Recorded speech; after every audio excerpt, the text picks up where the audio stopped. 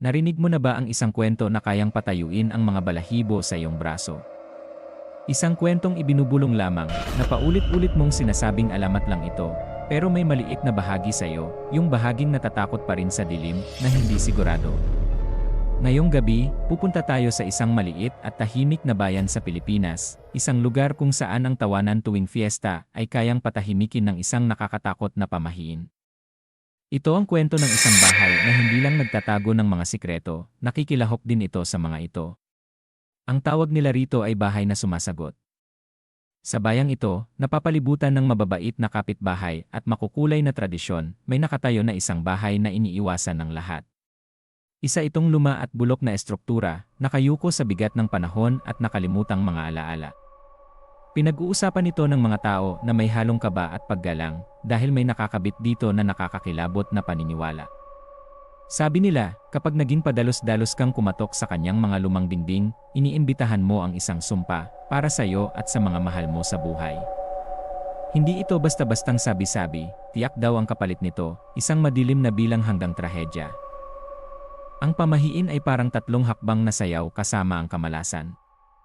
Ang unang katok, sabi nila, ay paanyaya ng karamdaman, bigla ang lagnat na hindi bumababa o kakaibang sakit na hindi maipaliwanag ng doktor. Babala ito, senyales na ginising mo ang bagay na dapat sanay pinabayaan. Ang ikalawang katok ay mas malala. Hindi lang sakit, kundi pagkawala. May taong kilala mo, mahal mo, bigla na lang mawawala na parang nilamon ng kawalan. At ang ikatlong katok iyon na ang huli. Hatol ng kamatayan. Pagkatapos ng ikatlong katok, may mamamatay. Nagsisimula ang kwento natin sa isang mainit at maalinsangang gabi, at ang hangin ay punpa ng enerhiya mula sa katatapos na pista sa bayan. Isang grupo ng magkaibigan, busog at masaya, ang pauwi na habang tumatawa sa tahimik na kalsada. Napadaan sila sa kinatatakutang bahay, ang madidilim nitong bintana'y nakatitig sa kanila na parang mga hungkag na mata. Dahil sa kabataan, tapang-tapangan, at kaunting alak, isa sa mga lalaki, si Marco, ang pinilit na subukan ang alamat. Hiyawan at asaran, sabay tawa, ang narinig mula sa mga kaibigan niya. Kwento lang yan. Ano ka, duwag? Mayabang ang ngiti ni Marco nang lumapit siya sa bulok na dingding. Itinaas niya ang kanyang kamao at, binalewala ang biglang kaba sa tiyan, kumatok ng minsan. Umiikot ang tunog sa lumang kahoy, pero ang naging epekto nito ay mabilis at nakakayanig. Ang mahina at banayad na hangin na kaninang humahaplos sa dahon ng akasya ay biglang tumigil.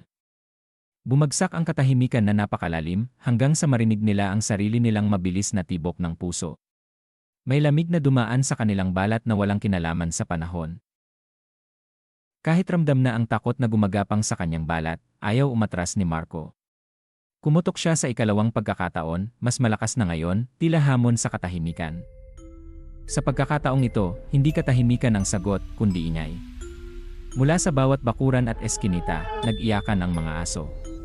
Hindi ito normal na tahol sa estranghero, kundi iyak na puno ng takot, mahabang alulong na parang humihiwa sa gabi.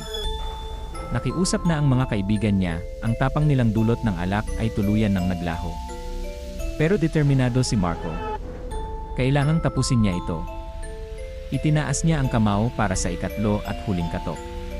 Habang papalapit ang kanyang mga buko sa dingding, bago pa man ito dumikit, may boses na tumagas mula sa loob ng bahay. Mababa, paos, parang kaluskos ng tuyong dahon sa kalsada, pero malinaw at malamig na kumalat sa gabi. Isang paungusap lang sa Tagalog. Ako na ang pangatlo. Nabitin ang hangin. At dahan-dahang bumukas ang pinto ng bahay, ibinunyag ang walang hanggang kadiliman sa loob. Walang nakatayong tao, walang pinanggalingan ng boses. Tanging nakabukang bunganga ng bahay, nakakaakit at nakakatakot sabay. Hindi na naghintay ang mga kaibigan niya.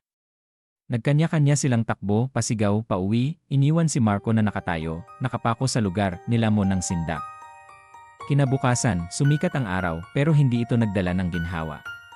Nawala si Marco. Naghanap ang kanyang mga magulang, tinanong ang mga kaibigan, pero wala nang nakakita sa kanya mula kagabi. Ang tanging naiwan ay isang pares ng tsinelas, maayos na nakalagay sa maalikabok na lupa sa harap ng box na pintuan ng sinumpang bahay. Bumalik ang bahay sa tahimik nitong pagbabantay tuwing umaga. Pero pagsapit ng gabi, sabi ng mga tao, may nagbago na sa alamat. Hindi na nila naririnig ang tawanan ng mga kabataan o ang hamon ng mga pustahan.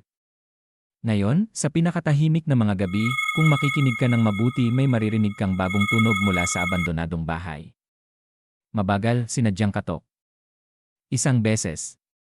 Pagkatapos, ikalawa. At laging may paghinto bago ang pangatlo. Ang bahay na sumasagot, hindi na naghihintay ng bisita. Siya na mismo ang tumatawag.